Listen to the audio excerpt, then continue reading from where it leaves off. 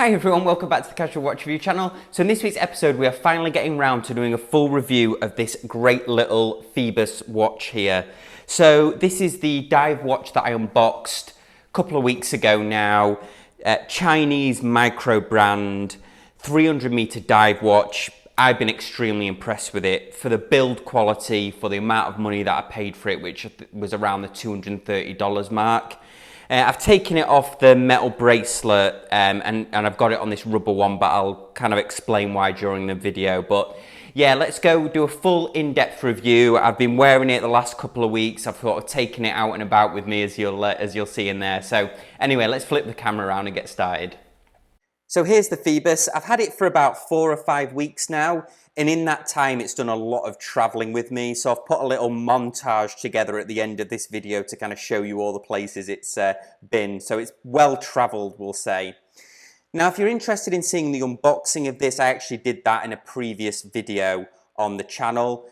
Essentially, it comes in this kind of box here. It comes with instructions and also, unbelievably, a 2-year warranty, which I think is fantastic in this price range. Now, this watch, I've just checked, is still on sale for $229, which I think represents an absolute fantastic value. So let's go through some of my experiences of the last 5 weeks with this watch. So first off, you'll see that it's on this rubber strap. Now, this isn't something that comes in the box. It actually comes on this metal strap. Now, the metal strap actually is really cool. It's probably one of the best machined straps that I currently have in the collection at the moment. Each of these links is actually 5 pieces, which I think is really great. Now, if you're interested in this strap, I actually found it separately on Amazon, obviously without the machined ends. So if you're interested in checking that out for your own watch, then just follow the link to the Casual Watch Reviewer Amazon store. So why isn't it on the watch at the moment? Well, first off, I had it on the watch for a while, but the problem is I wore it to Las Vegas actually, and in Vegas is very hot at the moment, so my wrist was swelling up quite a lot and it became quite restrictive. Now, there definitely is micro adjustment on the side here. Problem is that I'm not a big fan of watches moving down my wrist, heavy watches. And this strap definitely is heavy. So what I did was I went to WatchGecko's website and bought this deployant clasp, this diver's extension. The reason that it's silver and black is because they're actually selling these off and all they had was black. So I took a bit of sandpaper to it. I know it looks a mess, but I just wanted to see whether I liked the look of it. So I did have this actually on the deployant clasp, on the diver's extension, on this band. But this is heavy, the strap's heavy, so it added to the overall weight. Now, that might not bother some people, but I certainly noticed the weight on it. So that's why I took it off in the end, but it's easy enough to find 22mm straps. And as you can see, you've got plenty of extra here if you need to extend it to kind of any size wrist. The other thing was, what would make that better is I believe if this was a 20mm band, I think that would take a bit more of the weight out of it. Also, it would look more in proportion with the watch. I think even though this is a chunky watch, I think that the 22mm kind of lug width is still a bit too big for it. Just one of the kind of minor improvements there. So let's move that over. So let's concentrate on the watch now. So straight off, it's very well made. It has a feel of watches many times more its price tag. The level of effort that's gone into machining this case is just absolutely fantastic. The whole overall weight and feel of it, it has a real nice kind of chunky kind of industrial feel to it. The bezel is certainly one of my favorite parts of it. It has a coin edge bezel. And I know we talk about coin edge bezels all the time, but this one actually looks like the edge of a coin. It has deep engraving in it rather than it being kind of molded into that shape. Big fan of this bezel. It has a real nice feel to it. Clear 120 clicks here. No play at all in there. Real nice feeling bezel. Also, it has this ceramic insert, which just gives it a real nice glossy look to it. I was worried about this. This is loom here that's actually in this bezel here, and I was worried, quite honestly, that that would kind of like dirty up because there isn't any kind of protection over the loom, but it was no problem really. It has a really nice look to it in the loom shot as well, with this loom in the bezel. So let's get a close-up on that dial now. The dial itself, again, has a real high quality feel to it. There's like a wave pattern. These are actually applied indices as well, so they're raised, so there is some texture to the dial. And then we have a raised minute track here as well, which is really nice. Also the date we'll see here on there as well at the 6 o'clock. If I move it round to the back, we've got that great kind of King Octopus logo on here. Now this has clearly been like laser engraved on here, so there is some marks on this kind of like shallow engraving, but I wouldn't, they've done a fantastic job of this actually. I wouldn't expect it to be like a more deep engraved or like a molded case back at this price range.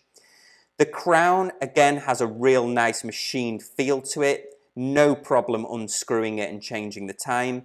They've actually also signed the crown on here, which you don't even see at Seiko's at that price range. Moving around to the other side here, we can see a very nice polished edge on here. And also there's a chamfering, a real nice chamfer there, and then brushed at the top of the lugs. Overall, a really nice solid feeling case. If I had any complaints about it, I actually scratched the case here on the side, which was a shame. I had it kind of like in a bag with some other stuff. I didn't kind of baby it, and it did mark, which was a shame, but those could easily be polished out. They're very shallow on there.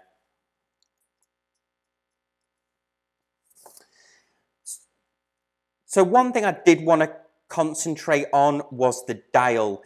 Now, this is something that I thought I might warm to, but I actually didn't, and for me was one of the things that kind of I never really warmed to with this watch, and I hated myself for it because it's such a great value watch, so nicely machined and everything. My main kind of gripe with it, well, there's two really. One is the King Octopus logo. I think that logo is great. Whoever designed that, it looks brilliant actually. You can see it clearly on this instruction manual here.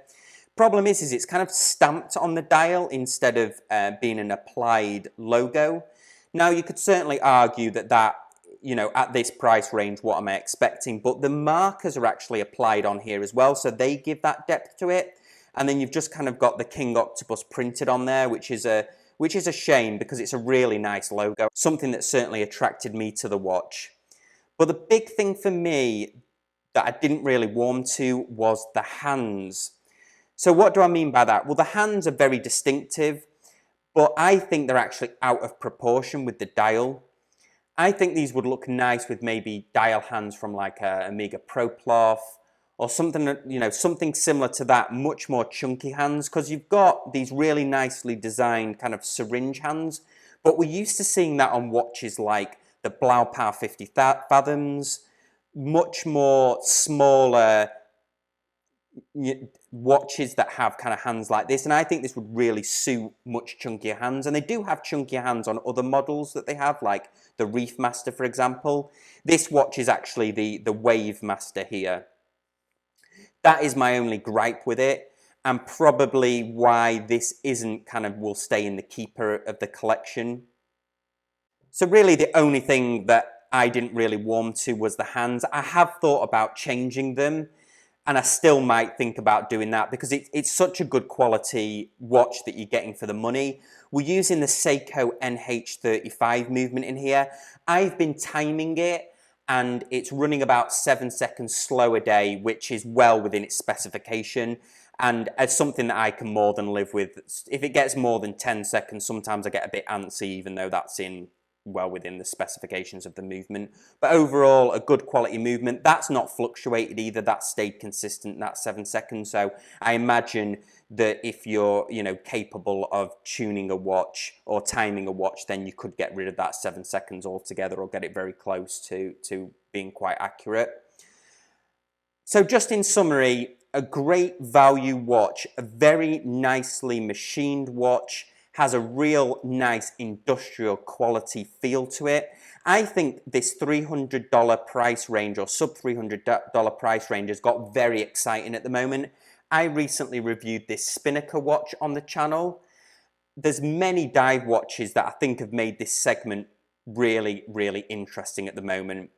So overall, a great watch. If you're thinking about getting one, I wouldn't hesitate. I'd also look at their Reef Master, and they have a few other different types on there as well for you to look at. So a great little kind of micro brand coming out of China there. So as I mentioned, here's a little montage of where I've taken the watch around in the last 4 weeks.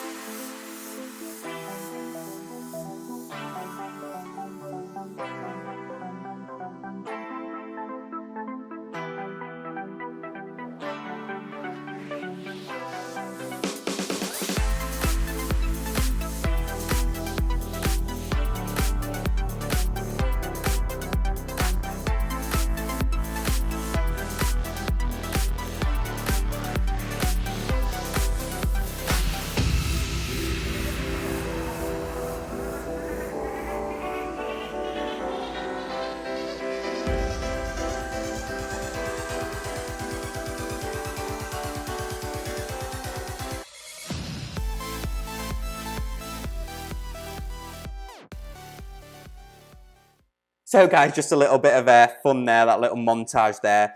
So what do you guys think of this watch? I'd love to know what you think of it in the comments section down below. You can also contact me at thecasualwatchreviewer@gmail.com across my various social media accounts. And as I mentioned, we also have an Amazon watch shop where you can pick this strap up, and various other finds. Also, you'll see my watch wish list on there as well, the watches that I've really got my eye on. As always, guys, thank you so much for watching, and I will see you all next time on the Casual Watch Review channel. Thanks, guys. Bye.